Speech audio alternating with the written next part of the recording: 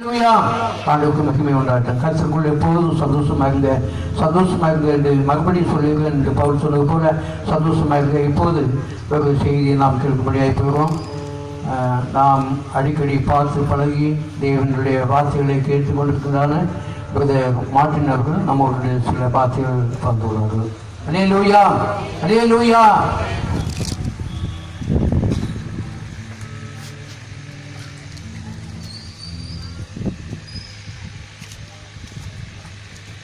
ஹல்லேலூயா, ஹல்லேலூயா, ஹல்லேலூயா.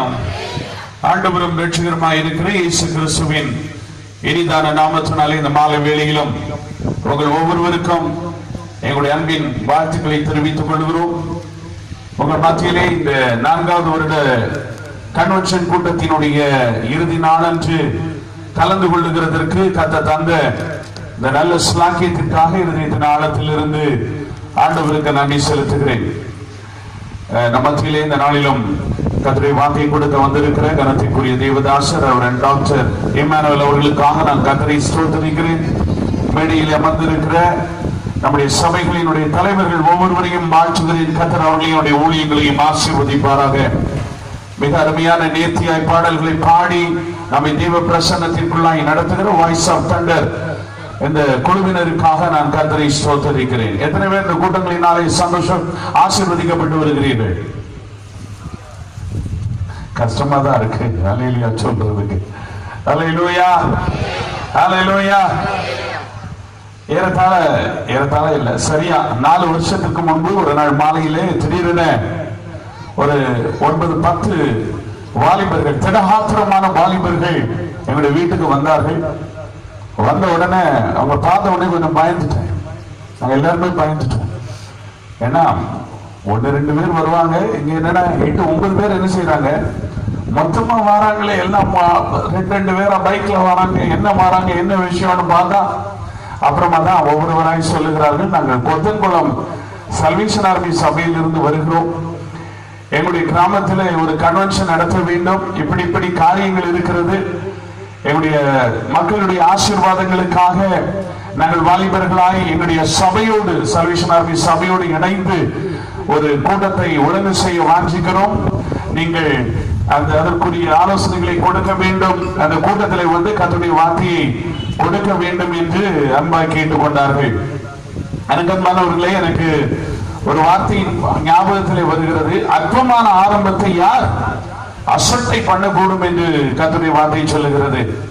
அந்த வருடத்திலே கர்த்தருடைய ஊழியத்தை நாம் நிறைவேற்றினோம். முதல் நாளிலே அந்த கூட்டம் நடக்க கூடாதபடிக்கு சில தடைகள், சில காரியங்கள் காணப்பட்டது. ஆனாலும் கர்த்தர் அந்த 4 வருடங்களுக்கு முன்பதாக இந்த கூட்டத்தை ஆசீர்வதித்தார். அநேகர் விடுவிக்கப்பட்டார்கள், ஆசீர்வதிக்கப்பட்டார்கள். 2வது வருடமும் நடந்தது, கடந்த வருடமும் நடந்தது. 4வது வருடமாய் இந்த கூட்டம் நடைபெற்று வருகிறதை பார்த்து என்னுடைய இருதயம் உண்மையாகவே கர்த்தருக்குள் மகிழ்ச்சி அடைகிறது. ஹல்லேலூயா. கர்த்தர் ஒன்றை ஆரம்பிப்பார் என்றால், கர்த்தர் தன்னுடைய ஜனத்தினுடைய ஆசீர்வாதத்திற்காக, நன்மைக்காக ஒன்று கர்த்தரால் ஆரம்பிக்கப்படும் என்றால் அது நிச்சயமாகவே தொடர்ந்து நடைபெறும். அது நிச்சயமாகவே ஆசீர்வாதமாய் காணப்படும். 4 வருடங்களுக்கு முன்பு இந்த கூட்டத்தை நடத்தும் போது உழவு ஆட்கள் கிடையாது, உழவு இசை கலைஞர்கள், இப்படிப்பட்ட காரியங்கள் கிடையாது. ஒரு அற்பமான ஆரம்பத்தை போல காணப்பட்டது. ஆனால் கர்த்தர் கிருபையாய் இந்த 4 வருடங்கள் இந்த ஊழியங்களை தொடர்ந்து நடத்தி வருகிறதற்காய், குறிப்பாய் இந்த வருடத்தினுடைய இந்த 3 நாள் கூட்டங்களிலும் கர்த்தருடைய கிரியைகள் வெளிப்பட்டு வருகிறதற்காக இருதயத்தின் ஆழத்தில் இருந்து கர்த்தரை துதிக்கிறேன். கர்த்தர் நல்லவர், அவர் கிருபை என்றும் உள்ளது. ஹல்லேலூயா, ஹல்லேலூயா. இந்த நாளிலும் தேவனாகிய கர்த்தர் நமக்கு பெரிய காரியங்களை தன்னுடைய தாசன் மூலமாய் செய்வார். நேரம் குறைவாக இருக்கிறபடினாலே நான் அதிக நேரத்தை எடுக்காதபடி ஒரே ஒரு வசனத்தை உங்களுக்காக வேதத்தில் இருந்து காட்ட விரும்புகிறேன். நமக்கு தெரிந்த ஒரு நல்ல ஒரு வார்த்தை தான் அது. ரோமர் 12வது அதிகாரத்தினுடைய 11வது வசனத்தை நீங்கள் வாசிப்பீர்கள் என்றால், ரோமர் 12வது அதிகாரம் அதனுடைய 11வது வசனம், அசதியாயிராமல் ஜாக்கிரதையாயிருங்கள், ஆவியில் எப்படி இருங்க, அனலா இருங்க, கர்த்தருக்கு ஊழியம் செய்யுங்க. எல்லாரும் சேர்ந்து வாசிங்க. பைபிள் வச்சிருக்கிறவங்க சேர்ந்து வாசிங்க பார்ப்போம். கேட்கல. முன்னாடி இருக்க 4 பேர் தான் எல்லாரும் சேர்ந்து வாசிக்கணும்னு சொன்னேன். கர்த்தருடைய வார்த்தையை வாசிக்கிறவன், கேட்கிறவன், கை கொள்ளுகிறவன் எல்லாரும் பாக்கியவான். சேர்ந்து வாசிப்போம். அசதியாயிராமல் ஜாக்கிரதையாயிருங்கள். ஆவியில் எப்படி இருங்க? அனலாயிருங்கள். கர்த்தருக்கு ஊழியம் செய்யுங்கள். இந்த கடைசி நாட்களிலே கர்த்தருடைய வருகைக்காய் ஆயத்தப்பட்டுக் கொண்டிருக்கிற தேவனுடைய சபையானது விசுவாசிகளானவர்கள் அசதியாய் இராதபடிக்கு நாம் கர்த்தருடைய காரியங்களிலே ஜாக்கிரதையாய் வாழ வேண்டியது அவசியமாய் இருக்கிறது. அல்லேலூயா.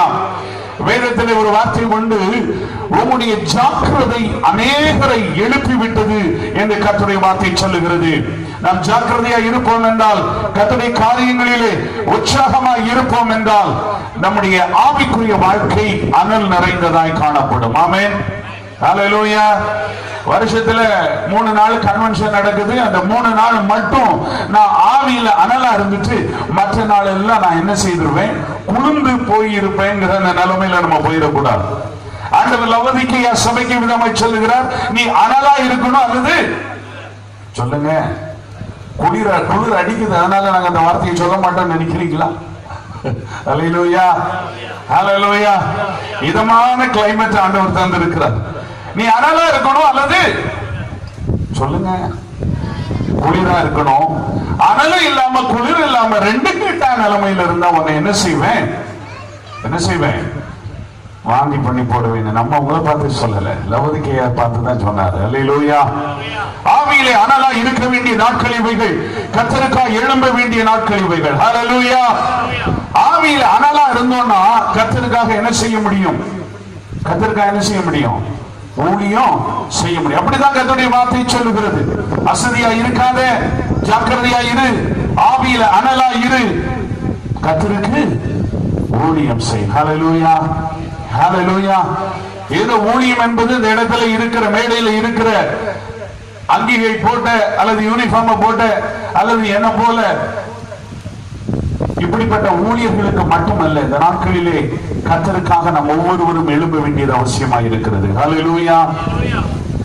சமீபத்தில் ஒரு நல்ல சாட்சி ஒன்றை வாசித்தேன். அதை மட்டும் நான் சொல்லிவிட்டு என்னுடைய வார்த்தைகளை சுருக்க விரும்புகிறேன். நாம் எப்படி அனலா இருக்க வேண்டும், நாம் அனலா இருக்கிறதின் போது சம்பவிக்கிற காரியம் என்ன என்பது. ஒரு முறை ஒரு விமான பிரயாணத்திலே ஒரு சகோதரன் உட்கார்ந்து பிரயாணம் பண்ணி கொண்டிருந்தார். அவர் அருகாமையிலே அரபு தேசத்தை சார்ந்த ஒரு மனிதர் பிரயாணம் பண்ணி கொண்டிருந்தார். அருகாமையிலே உட்கார்ந்து இருந்தவரை பார்த்து கேட்டார், வாட்ஸ் யுவர் நேம் சார் என்று கேட்டார். அவருடைய பெயர் என்ன? இவர் சொன்னார், ஐ அம் மிஸ்டர் கிறிஸ்டோபர், என்னுடைய பெயர் கிறிஸ்டோபர் என்று சொன்னார். சொன்னவரிடத்தில் அருகாமையில் இருந்தவர் கேட்டார், எனக்கு வேதத்தில் இருந்து உங்க பைபிளில் இருந்து ஒரு சில சந்தேகங்கள். நான் கிறிஸ்தவன் அல்ல, வேறொரு மதத்தை சார்ந்தவன். எனக்கு ஒரு 1-2 சந்தேகம் இருக்கு, அதை நீங்க தெளிவுபடுத்த வேண்டும் என்று சொன்னார். இவர் சரி, உங்களுடைய சந்தேகத்தை கேளுங்கள் என்ற உடனே ஆண்டவராகிய இயேசு கிறிஸ்துவினுடைய அந்த பிறப்பை குறித்து, அவருடைய தகப்பன் யார் என்கிறதை குறித்த சில கேள்விகளை கேட்டு இவரை குழப்ப வேண்டும் அல்லது இவரை வெட்கப்படுத்த வேண்டும் என்கிற எண்ணத்தோடு சில கேள்விகளை கேட்கிறார். கிறிஸ்டோபர் என்கிற இந்த மனிதர் அவருடைய கேள்விகளுக்கு பதில் சொல்ல தன்னுடைய பேக்கை திறந்து நோட்டையும் பெண்ணையும் எடுத்து ஒரு டயகிராம் போட்டு இயேசு கிறிஸ்து யார், அவருடைய பிதா யார், அவருடைய தாயார் யார், உலக பிரகாரமான தகப்பன் யார் என்கிற ஒரு விளக்கத்தை கொடுக்கிறதற்காக அவர் முயற்சி செய்ய ஆரம்பிக்கிற நேரத்திலே இந்த ஆவியிலே அனலான வாழ்க்கை வாழ்ந்து கொண்டிருந்த இந்த கிறிஸ்டோபருக்குள்ளா இருக்கிற பரிசுத்த ஆவியானவர் சொன்னார், நீ கண்களை மூடி ஜெபி என்று சொன்னார். இவர் கண்களை மூடி அவருக்குள்ள இருந்த அந்த அபிஷேகத்தினாலே ஆவியிலே நிரம்பி ஒரு சில நிமிடங்கள் ஜெபிக்க ஆரம்பித்தார். ஜெபித்து முடித்த உடனே அந்த பக்கத்துல இருந்த அந்த மனிதன், அந்த அரபி மனிதன் கிறிஸ்டோபரை பார்த்து கேட்டான், அந்த மாலம் அரபி கைஃப், அந்த மாலம் அரபி இல்லையா, உனக்கு அரபி எப்படி தெரியும், அரபிக் தெரியுமான்னு கேட்டான். No no I don't know Arabic சொன்னா. அந்த மனுஷன் சொன்னா, நீ இப்ப ஒரு 3 நிமிஷம் எனக்கு தெரிந்த சுத்தமான அரபி மொழியில நீ என்ன செய்த, பேசின. அரபி மொழியிலே பேசி நான் என்னென்ன கேள்விகளை உன்னிடத்துல கேட்டேனோ அந்த கேள்விகளுக்குரிய சரியான பதிலை நான் புரிந்து கொள்ளுகிற விதமாய் நீ அரபி மொழியிலே பேசினாய். அது மட்டுமல்ல, இது என்னை வளர்த்து வருகிறது. என்னை பெற்ற தகப்பன் அல்ல, என்னுடைய சொந்த தகப்பன் அல்ல, ஒரு வளர்ப்பு தகப்பன் என்னை வளர்த்து வருகிறார் என்கிற ரகசியம் எனக்கும் அவருக்கும் மட்டும் தெரியும், வேறு யாருக்கும் தெரியாது. அந்த ரகசியத்தையும் நீ இப்பொழுது வெளிப்படுத்தினாய். இவைகளை உனக்கு சொன்னது யார்? எப்படி நீ அரபி மொழியிலே பேசினாய் என்று கேட்டான். அல்லேலூயா. உண்மையாய் நடந்தது. உங்களை உணர்ச்சி வசப்படுவதற்காக நான் சொல்லுகிற காரியம் அல்ல, உண்மையாய் சம்பவித்த ஒரு காரியம். அப்பொழுதுதான் இந்த கிறிஸ்டோபருக்கு ஒரு எண்ணம் வந்தது. உண்மை என்னவென்று உணர்ந்தது. ஆண்டவர் அவரை ஆவியிலே நிரம்பி ஜெபிக்க சொன்னார் அல்லவா? இவர் ஜெபிக்கும் போது ஆவியிலே நிரம்பி கர்த்தர் அவருக்கு தந்த அந்த அந்நிய பாஷையிலே பேசி ஜெபித்தார். அவர் அந்நிய பாஷையிலே பேச ஆரம்பிக்கும் போது அவருடைய வாயிலிருந்து வெளிப்பட்டது அரபி மொழியிலே பேசினார். ஹல்லேலூயா. மேல்வீட்டறையிலே 120 பேர் கூடி வந்திருந்த போது பரிசுத்த ஆவியானவர் அவர்கள் மேல் வந்தபோது ஆவியானவர் அவர்களுக்கு தந்தருளின வரத்தின்படியே வெவ்வேறு பாஷைகளில் என்ன செய்தார்கள்? பேச தொடங்கினார்கள். எனக்கு அன்பான தேவனுடைய பிள்ளைகளே, இந்த நாட்களிலே கர்த்தருக்காய் வல்லமையாய் எழும்ப வேண்டும் என்றால், கர்த்தருக்காய் ஆத்துமாக்களை ஆதாயம் பண்ண வேண்டும் என்றால், தேவனுடைய கிருபையை, தேவனுடைய வல்லமையை, தேவனுடைய அபிஷேகத்தை அளவில்லாமல் பெற்றுக்கொள்ள வேண்டும். எனவே தான் அப்போஸ்தலனாகிய பவுல் ரோமருக்கு எழுதுகிறார், நீங்கள் ஆவியிலே அனலாயிருங்கள், கர்த்தருக்கு ஊழியம் செய்யுங்கள். இந்த நாட்களிலே தேவனுடைய வல்லமையை பெற்றுக் கொள்ளுவோம், தேவனுடைய கிருபை வரங்களை பெற்றுக் கொள்ளுவோம், ஆவியிலே அனலாய் வாழுவோம். ஆண்டவருடைய வருகை வெகு சீக்கிரமாய் இருக்கிறபடினாலே நாம் ஆயத்தப்படுவது மட்டுமல்ல, நம்மை சுற்றிலும் ஆயிரக்கணக்கான லட்சக்கணக்கான ஜனங்கள் ஆண்டவரை அறியாமல் வாழ்ந்து கொண்டிருக்கிறார்கள். அப்படிப்பட்ட ஜனங்கள் கர்த்தரை அறிந்து கொள்ளும்படியாய் தேவனுடைய கிருபை பெற்றவர்களாய் ஜாக்கிரதையோடு உற்சாகத்தோடு ஆவியினுடைய அனலாய் கர்த்தருக்காய் ஊழியத்தை செய்வோம். இந்த நாளிலும் கர்த்தருடைய வார்த்தையோடு தேவதாசன் மத்தியிலே கடந்து வரும்போது ஒரு ஜெபத்தோடு கூட, ஆண்டவரே என்னை ஆவியிலே அனலாக்கும், என்னை பலப்படுத்தும், என்னை வல்லமைப்படுத்தும், என் மேல உம்முடைய கிருபை வரங்கள் இறங்கட்டும். ஒரு கிறிஸ்டோபர் மூலமாய் அந்த விமானத்தில் அப்படி ஒரு காரியத்தை செய்வீர் என்றால் என்னையும் பயன்படுத்தும், என் மூலமாய் உம்முடைய நாம மகிமைப்படட்டும் என்கிற அந்த ஜெபத்தோடு காணப்படுவோம். உண்மையாகவே கர்த்தர் நம்முடைய கிராமத்தை அதிகமாய் நேசிக்கிறார். எத்தனை பேர் ஆமென் என்று சொல்லுகிறீர்கள்? ஹல்லேலூயா.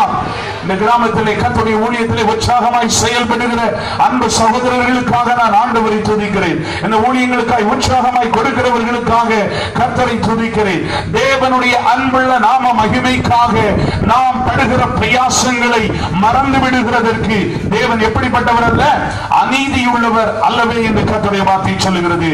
எனவே கர்த்தருக்காக உற்சாகமாய் செயல்படுவோம், கர்த்தருக்காய் வாழுவோம், அழிந்து போகிற ஆத்துமாக்களை கர்த்தருக்காய் ஆதாயப்படுத்துவோம். கர்த்ததாமே நம்மையும், நம்முடைய ஊழியங்களையும், நம்முடைய குடும்பத்தையும், நம்முடைய கிராமத்தையும், நம்முடைய சபை மக்கள் ஒவ்வொருவரையும் அளவில்லாமல் ஆசீர்வதிப்பாராக. இன்னும் இந்த ஊழியங்கள் வளர்ந்து பெருகுவதாக. இன்னும் ஆயிரமான ஆத்துமாக்கள் இந்த ஊழியங்களின் மூலமாய் ஆசீர்வதிக்கப்படுவார்களாக.